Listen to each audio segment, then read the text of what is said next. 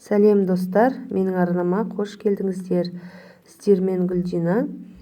Бүгін сіздерге асқабақтан варенье жасауды көрсетемін. Мінекей достар, менде осындай қою жақсы варенье шықты. Бізге керек заттар асқабақ, қант, лимон қажет болады.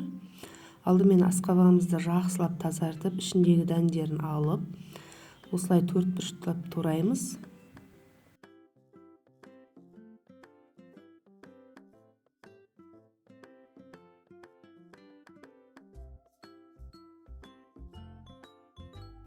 Лимонымызды жақсылап жуып, ішіндегі дәндерін алып тастаймыз.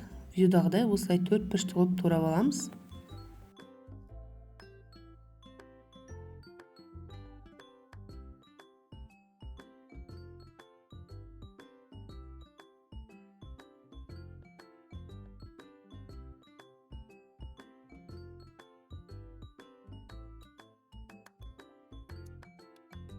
Мінекей осылай туралған асқабағымыздың үстіне лимонды салып туралған, қантты салып, жақсылап араластырып, 20-30 минутқа қантымыз ерігенше қойып қоямыз.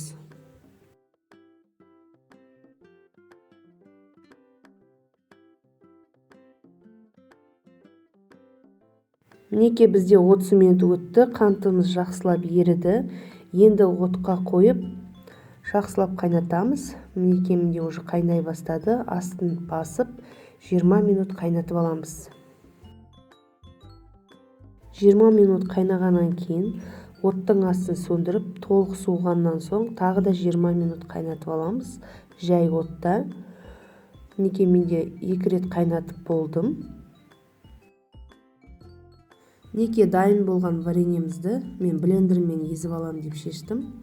Сіздердің өз еріктеріңізде, езбесеңіздер де жақсы, өте дәмі керемет. Осындай қою варенье шықты менде.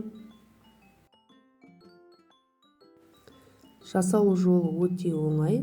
Сіздерге де жасап көруді кеңес етемін.